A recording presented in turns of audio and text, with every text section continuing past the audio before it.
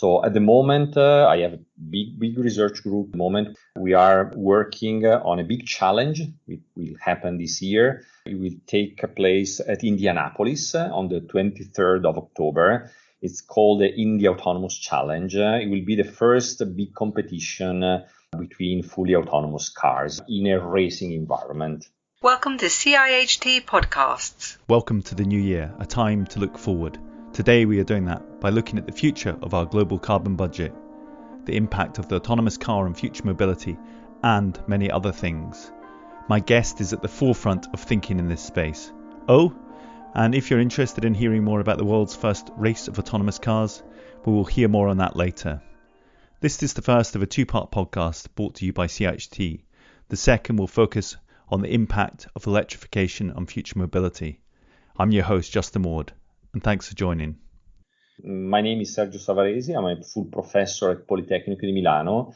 My expertise is mostly on automatic system, automatic control, and autonomous systems. And I've been working since 20 years with a special focus on mobility. So I've done a lot of projects in cooperation with many car makers or motorcycle makers in the direction of automation and controlling vehicles. So welcome, Professor. Can we start by setting the context? It's possibly sort of hard to do so, but without showing graphs. But how much of the global carbon budget do we have left? Okay. Hi, Justin. First of all, thanks for the invitation.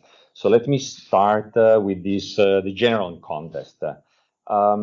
Let me say, very simply speaking, I'm a bit simplifying, but to be simple, we can say that starting from the so-called pre-industrial era, which is about 150 years ago, so the so-called cumulated anthropogenic, which is produced by the humans, CO2 emission are around 2,000 gigatons. So this is the important number. And these cumulated emissions are responsible for about 1 degree Celsius of increase of temperature on Earth. So this is where we are now. So 2,000 accumulated gigatons of CO2 and 1 degree of increase of temperature.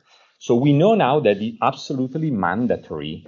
And there was an agreement a few years ago in Paris since 2015 to stay below plus 2 degrees, which is the maximum increase of temperature probably the Earth can afford.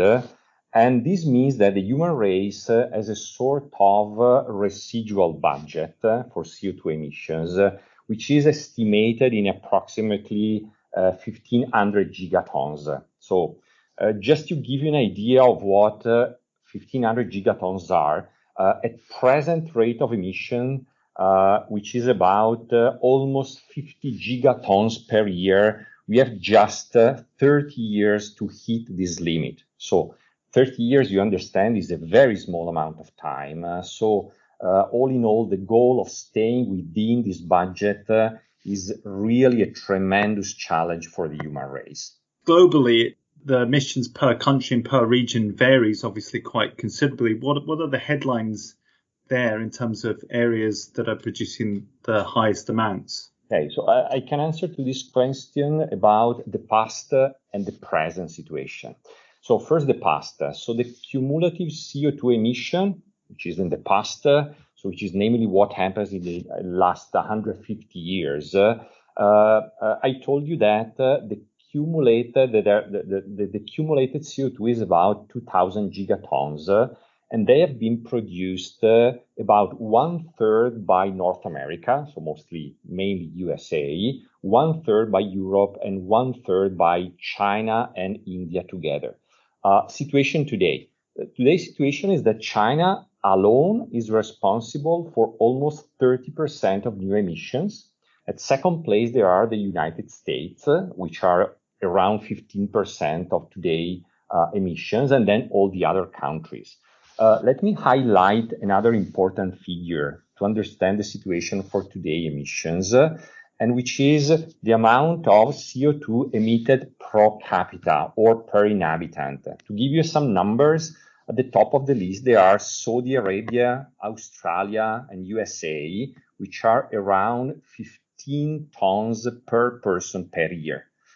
China, like Italy or UK and many other countries, developed countries, are around 5-6 ton per capita per year. So notice that between the top, the top producers of CO2 and the average of developed country, there is a ratio of 1-3, which is quite a huge ratio. This is something there is a lot of debate about that.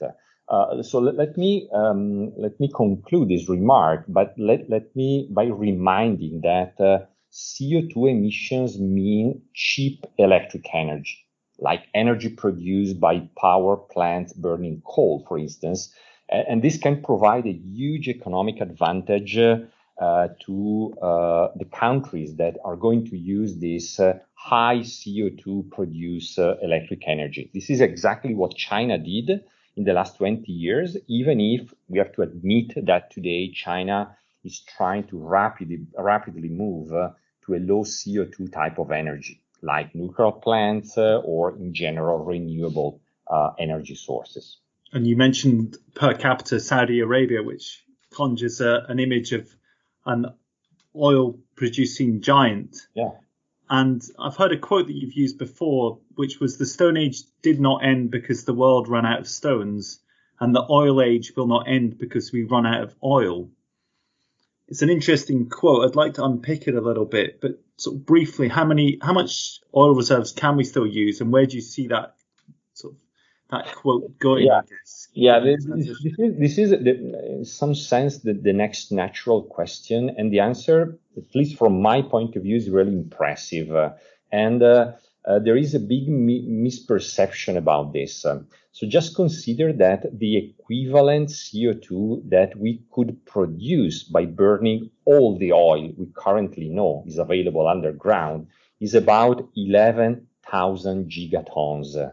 And let me remind you that the residual budget of human race is just 1,500. So we have to compare 11,000 gigatons potentially produced by oil against the residual budget of 1,500 gigatons. It's slightly more than 10% of the total oil. And this is just oil.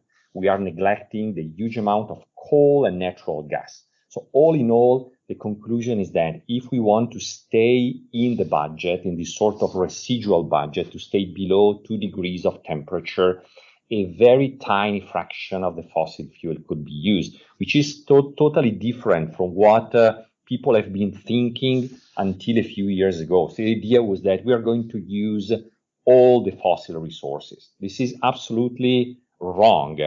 The largest amount of fossil resources should stay underground. We cannot afford to burn them. That brings me on to the next area, is the move to electrification of our transport networks, which brings up different types and new types of mining of minerals. We have done a previous podcast on cobalt, which is mainly from the DRC, but there is also lithium and also the use of rare earth materials.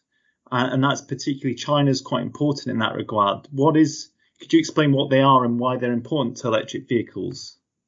Generally speaking, electric car will require new type of natural resources. So let me give you couple simple examples. We need lithium for the battery packs, and somehow surprisingly, 50% of accessible lithium is in Bolivia. So another very critical mineral resource is rare earth, which are used for the production of the so-called permanent magnets, which is a fundamental part of the electric motors for moving the cars. Well, 95% of rare earth production is in China, which makes China nearly a monopolist on this very critical resource. So I think you can easily understand how these resources can be critical for the economical and political relationships and equilibria across countries. And that's part of the reason why the certain Middle Eastern states are looking to obviously the future post oil and so on. So UAE is building sort of eco cities and a lot of investment vehicles for renewables, wind and so on, which which you sort of see that transition taking place. I was going to cover just the general mega trends in mobility. What are they, and why within that is electrification so important? Okay, so to understand the so-called mega trends in mobility, we need first to start to recall the traditional personal mobility model, which is based on big cars, cars energized by fossil fuel, personally owned and with human drivers. This is the situation today. So this is the traditional mobility model for the past, let me say, 150 years. The personal mobility in the future will be based on small and light, electric, shared, and autonomous cars. So let me say that the electrification that today is very much highlighted is very important, definitely, but probably is not the most important one. The most important one will be the transition to the autonomous car. The availability of a fully autonomous car will be the real, let me call it the real big bang of the new mobility era. And the reason is that the autonomous car will boost and catalyze the car sharing. When I say car sharing means the mobility as a service model. And the car sharing will boost and catalyze the diffusion of the electric car. So in some sense, the massive electrification will be a byproduct of the mobility as a service, and the mobility as a service will be a byproduct of the autonomous car. So really, let me stress, this is my opinion, but this is really, I believe, is really what is going to be the real big bang. So the quantum leap in mobility will be the fully autonomous car. There are the 5 stages to autonomous vehicles. Where are we now? And can you briefly explain what that stage is and what's encompassed within that? And then take us up to stage 5, which I think is where we have fully autonomous vehicles. When you think that might happen, and what kind of cars, what type of vehicles might be inhabiting our roads at that point? Okay, so as you said, the autonomy of a car is classified in 5 levels. So just to give you an idea, so today there are cars in production which are available. You can buy them at level 2. Level 2 basically means that on a highway they can drive autonomously, but they still need a constant supervision of the driver, who must monitor the sort of autopilot all the time. At the moment, we are on the edge of level 3. The level 3 is the level that allows, let's say, officially, the driver to disengage his or her attention to driving. The problem is that from level 2 today to level 3 is a really huge quantum leap from the legal and liability point of view, since at that point the liability is switched back and forth between the driver and the car maker. So it's really a matter of liability, and we still need full regulation to switch on level 3. The expectation is that in Europe we will have level 3 cars in production, really in production, and that can be used, officially can be used in a few years. Let me say 3-5 years is the, let's say, right estimation. As you said, the ultimate goal is level 5. So it's a car without steering wheels, without pedals, which is totally autonomous in any condition. To reach level 5, probably, this is, let's say, general expectation. So from the technical point of view, we still need other, let me say, 20-25 years. This is a reasonable expectation to have a fully autonomous level 5 car.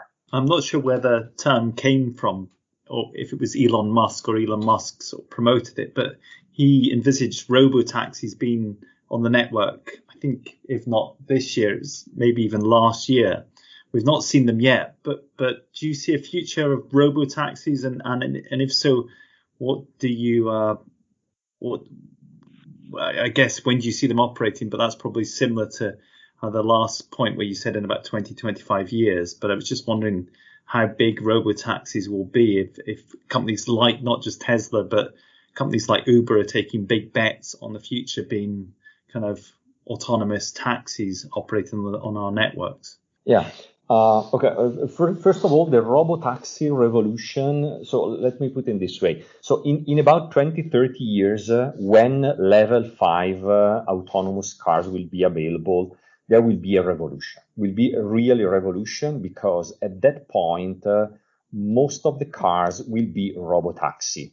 What is a Robotaxi? Is very simple. They are fully autonomous cars, fully share. The function will be from the user, from the citizen, will be exactly that of a taxi, but cheaper, and with a much smaller access time. So at that point, let's say we forecast that something like 90% of the car will be Robotaxi. Will be Robotaxi because at that point, from the functional point of view and also from the economical point of view, there is no real reason why we should buy our own car. So all the mobility, or most of the mobility, will be based on a public mobility model based on this sort of Robotaxi. About this topic, let me point out another interesting results that we obtained from a big data analysis we have recently done. And the analysis focused on how many cars today, so situation today of privately owned cars, how many cars are simultaneously used. And we discovered that the peak it's not the average, the peak of a simultaneously used car, if you take a classical week, is no larger than 10% of total cars, which is an incredible small number. So it means that there is a huge number of cars which are not simultaneously used. What is the outcome of this? When in 20, 30 years, we will go into a Robotaxi model, the number of cars that we will need is about 1/10 of the number of today cars. And so 1/10 is a revolution. You can imagine how what does this mean for the automotive industry? Is really like an earthquake. So it will be really a revolution. And the enabling technology will be definitely the level 5 autonomy. So level 5 autonomy will push quickly the mobility model into a Robotaxi model with a huge reduction of the number of cars. And you've used the term bifurcation in cars. What do you mean by that term? What do you envisage happening? That's obviously some kind of fork or split that you'll see in the future in the automotive sector. Yes, there is a split, and sort of ironically, COVID has accelerated, let me say dramatically accelerated, a tendency that was already in place. And this split, this bifurcation, will be between the physical mobility and the virtual mobility. This is what happened, what is going to happen today. Let me stress again, COVID has just accelerated this trend. And this, let's say, virtualization of mobility is happening and is going to happen because of three main reasons. So the first is that the pace of development of ICT technologies like augmented reality, virtual reality, high bandwidth connectivity, and so on, is much faster than the evolution of cars. So until we have, let's say, one step ahead in car technology, there probably be 3 quantum leaps in ICT technology. We know how fast is the pace of ICT development. The second motivation is the cost. The simple cost of virtual mobility is much smaller than physical mobility. At some point, this will be very clear that it is much cheaper to have a virtual mobility, let's say virtual connection rather than a physical meeting, physical connection. And we are all learning about this. And the third one is that virtual mobility is much safer, or is considered much safer than physical mobility. Let me say that at least from a physical safety point of view, I have some concern about the mental safety point of view. We can discuss about that.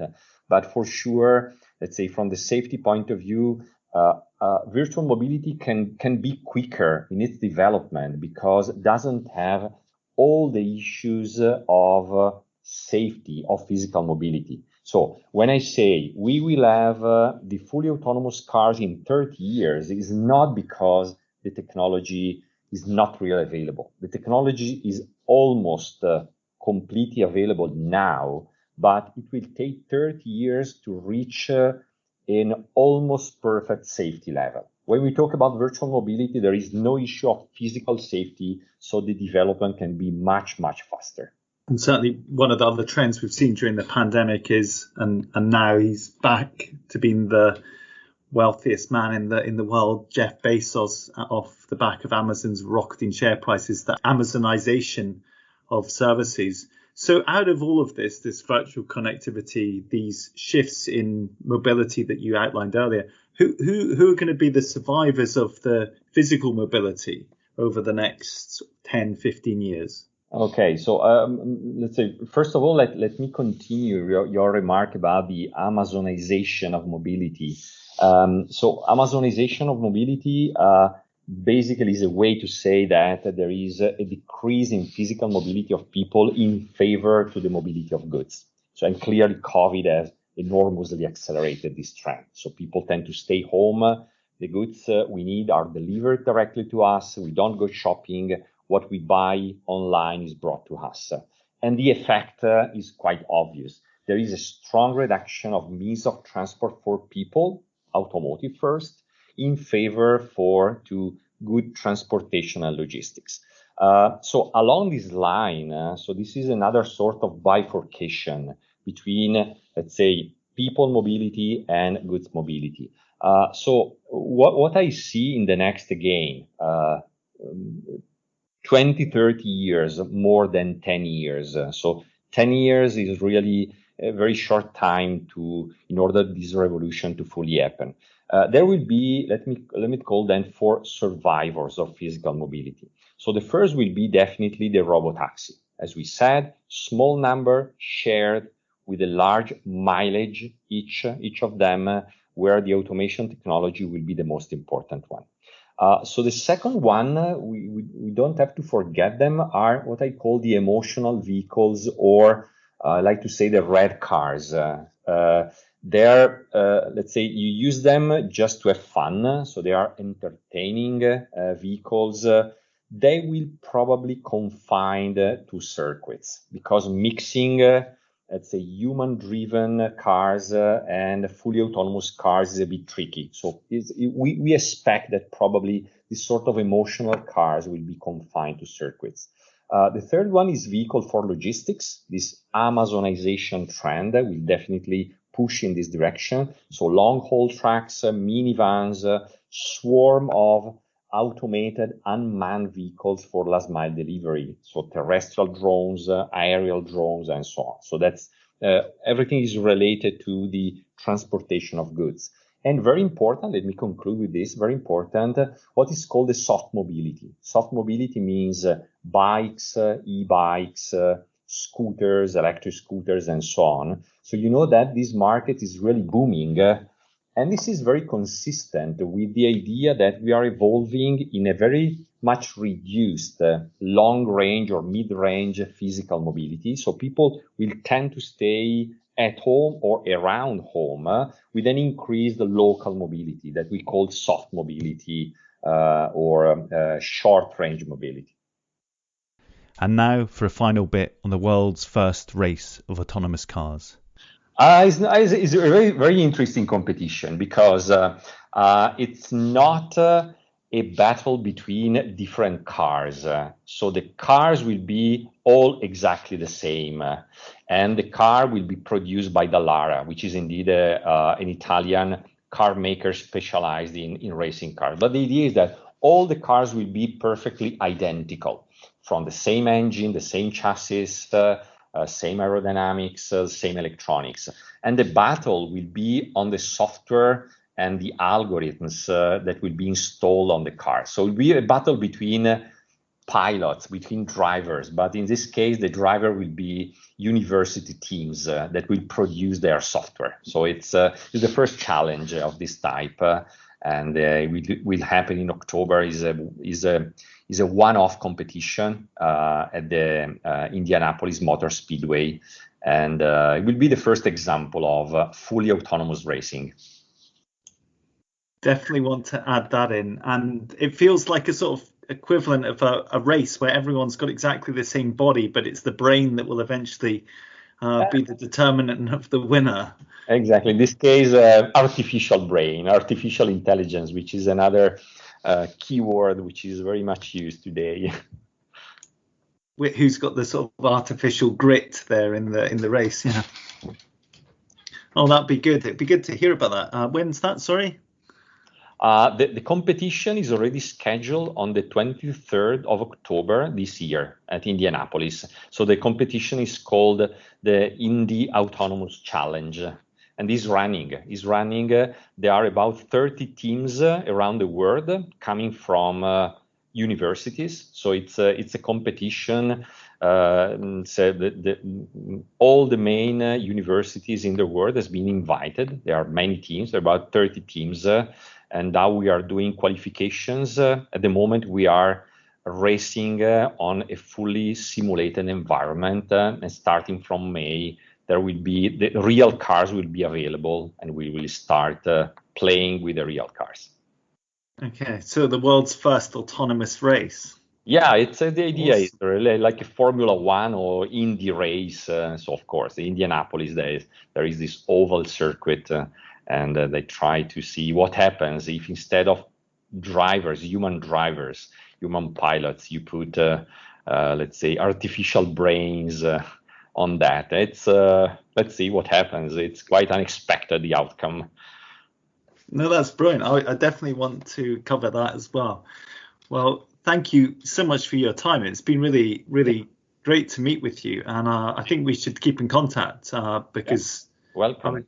Be really interested to particularly cover the race. I think that'd be brilliant. I think really interesting that. So, and very interesting thoughts on the whole change in mobility and where you see things going. It's a fascinating subject, and I think the transition, if it does happen, will be quite dramatic for people's lives and what it means for how our cities, how our places, towns, streets, etc. will look if we see a dramatic fall in the actual number of vehicles that are owned, and then that transition to shared ownership and robotaxis. It's a really different world that you're painting there. Thanks for listening. The second part of this podcast will focus on the electrification of future mobility